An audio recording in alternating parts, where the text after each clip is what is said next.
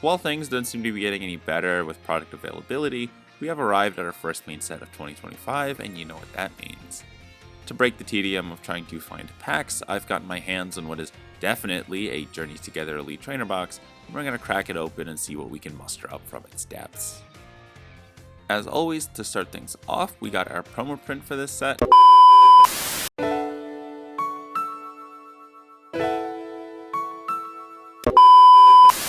In our first pack, we get Makayu's Wingull, Ren's Swinub, Tushnao Aoki's Shelmet,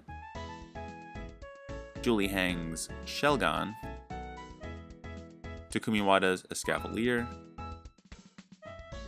Goto Minori's Iono's Electrode, Mitsuhiro Arito's Volcarona, Oswaldo Kato's Minchino, Chiburangeru's Lycanroc, and Chibi's Iono's Kilowattrel. Always great to see Pico getting some love and attention, and this time we're blessed with what might just be my favorite print of this Pokemon.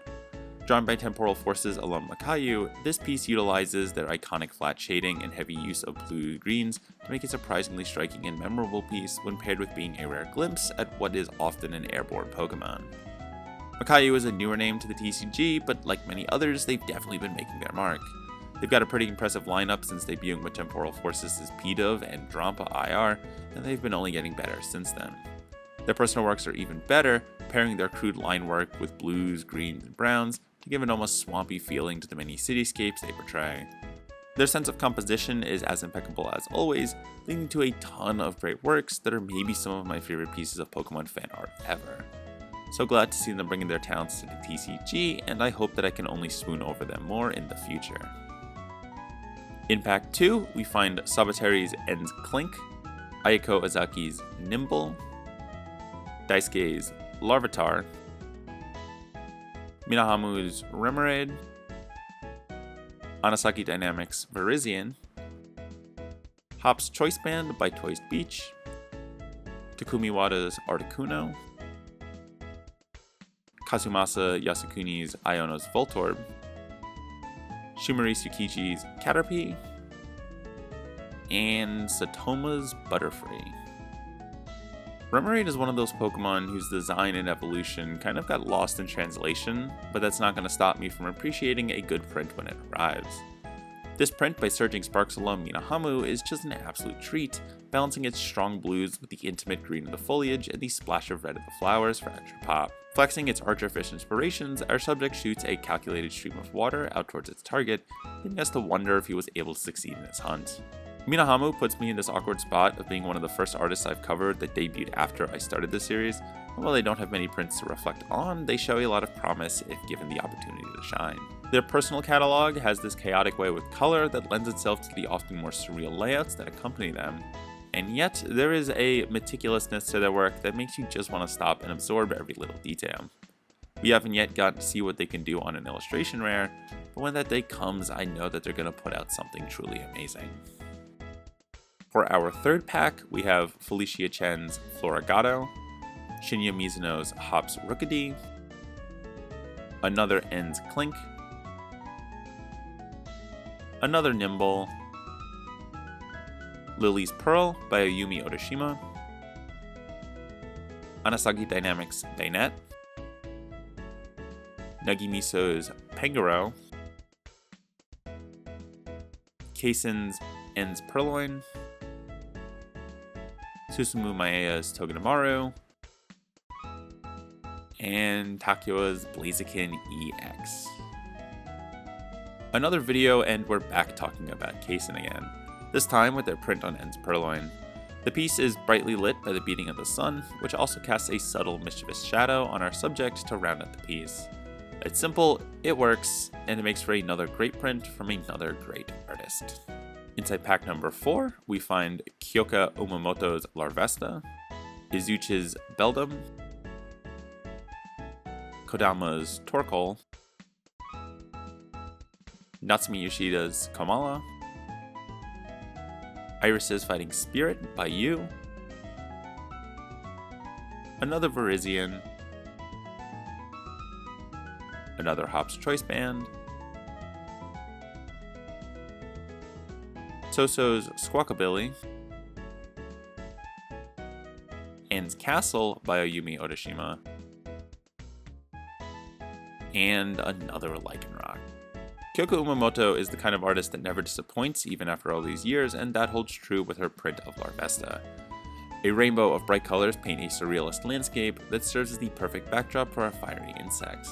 The white highlight and subtle color bleed combine with the variable line color to finish off this very playful piece and chalk up another great print for this TCG veteran. Halfway through, in pack 5, we get another Larvitar, another Remoraid, Yukamori's Carablast, Okacheke's Torchic, Spiky Energy, Kazumasa Yasukuni's Excelgor, Ghidorah's Hop's Corviknight, Redeemable Ticket by Studio Bora Inc., 313's Kecleon, and 5-Band Graphics' Iono's Bellybolt EX. I'm not too thrilled that the Return of Owner's Pokemon only brought with it one Paladin trainer, but if it was going to be any, at least it was Iono. Iono's Bellybolt EX is the heavy hitter of the archetype, and it sure looks the part with its flashy blue and yellow lightning that can't be contained within the confines of the card itself. These simple effects go a long way in really selling some of these EX cards, and Iono's Bellybolt EX shows that off brilliantly. In pack 6, we find Keiichiro Ito's En's Clang, Tomomi Ozaki's Furret, Kawayu's Druddigan, Mugi Hamada's Cubone, Jerky's Greedent, Takumi Wada's Regice, another Iris's Fighting Spirit, a reverse Hollow Spiky Energy, Saya Saruda's Lily's Cutiefly, and another Lycanroc. While it may be one of the weakest legendary Pokemon competitively, nothing is going to stop Regice from looking like an absolute menace when left in the hands of Takumi Wada. A fierce blizzard blackens the sky, making our subject all the more menacing from our low-angle perspective. The glow of its eyes our only respite from the gloomy situation. Now, this is the Regice I wish we got more of in the games. Takumi Wada is an absolute legend when it comes to Japanese illustrators. He worked at Nintendo from 2009 to 2019, and provided a bulk of the illustrations for both Legend of Zelda Skyward Sword and Breath of the Wild, before retiring to spend more time with his family. Since then, he's filled his time with a litany of Pokemon cards, including some of the fiercest scenes and best use of reflective surfaces out of any illustrator currently out there. His work really shows the ferocity of the Pokemon they depict, and Regice here is no exception. For pack number 7, we have Lee Hyung-jung's Morgrem, Ayakasube's Galarian Stunfisk, Gemi's Bombardier, Tetsukayama's Parasect, and Murakura's Chino, Daisuke's Maractus, Masakatomi's Toedscroll, Rika's Magearna, Mosho's Lombre, and Mashu's Lily's Ribombee. Bombardier has way too many good cards for a mon as unassuming as it is, but sometimes it can't be helped. Brought to us by Crown Zenith alum Gemi, I love the blends of reds and blues that pair with the mon perfectly and gives the kind of overall vibe that I'm surprised we don't get to see more often. It's a surprisingly tranquil piece, and one that I think will look quite nice alongside the other great prints this mon has accrued. Nearing the end, in pack number 8, we get Scav's Pupitar, Svelte's Alolan Geodude, Minahamu's Audino, Narumi Sato's Lily's Comfy, Ruffian by Hideki Ishikawa, Akira Igawa's Lokix, Fujimoto Gold's Combusken, Matazo's En's Klinklang, another Morgrem, and Akira Igawa's Tyranitar. There is no limit to what Akira Igawa can do, and Lokix proves it. Easily my favorite print of this Pokemon, Igawa's knack for cityscapes gives an almost Batman-esque feeling to this piece, as the harsh rains can't stop her vigilante grasshopper from readying to jump right into action. The camera does wonders here, getting us nice and close with the subject, while the off-horizontal lines and slight fisheye effect give the piece a dynamic edge to it that really brings it to the next level. Just another goated print for the reigning goat of Yu Yu. In our last pack, we find Miki Kudo's Shuppet, Soichiro Gunjima's Hop's Corvusquire, Shiburangaru's Ends Sigilif, Billionaire by Sanosuke Sakuma, another Toadscroll, Nagimiso's Ends Darmanitan, another Lokix, Sabateri's Fungus, Aspara's Hop's Silly Cobra,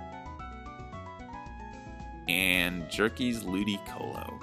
I feel like the theme of this video is artists who feel like they've been here longer than they have. Our next example is Temporal Force's alum Sabateri and their lovely Fungus. The faded reds and browns give a rustic feeling to the whole piece, a nice rest from the ostentflashier colors of the rest of the set. The assortment of mushrooms and well-meaning but ultimately ineffective defensive puff from our target imbue a fun energy into this piece that is further cemented by Sabateri's cartoonish art style. How I haven't talked about Sabateri yet is beyond me.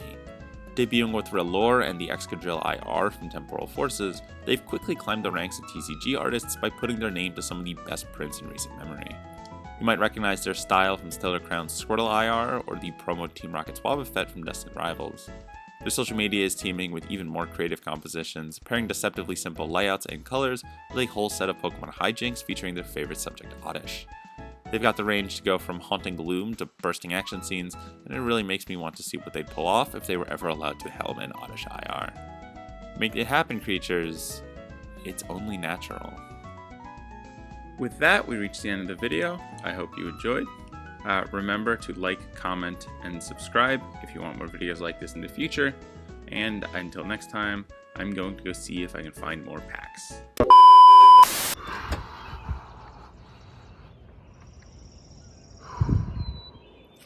Fuck, it's early. Alright, I mean, I don't know what I'm gonna do if I can't find packs. Let's go see.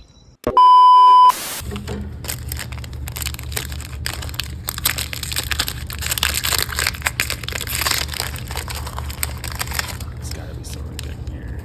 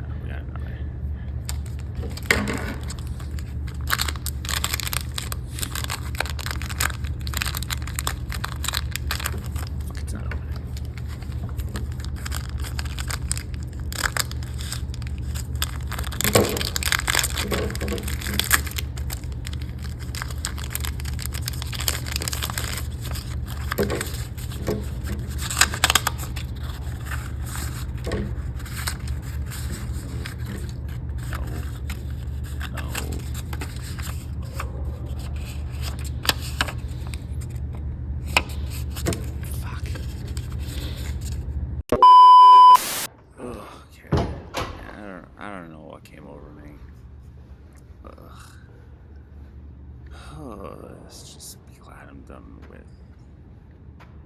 that.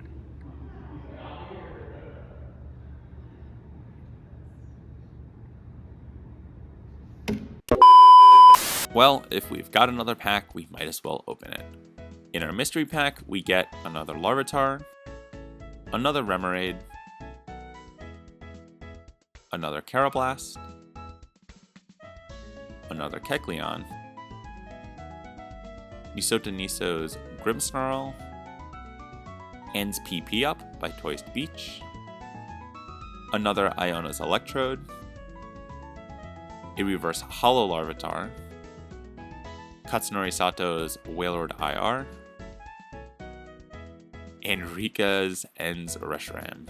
Marking our third work by Temporal Forces alum, I've just got to talk about this wonderful Wailord. While a bit goofy, the piece does a really fun job of capturing the sheer magnitude of Wailord with the boat for scale at the top of the piece, and descends into an explosion of color as we follow our subject down the length of the card.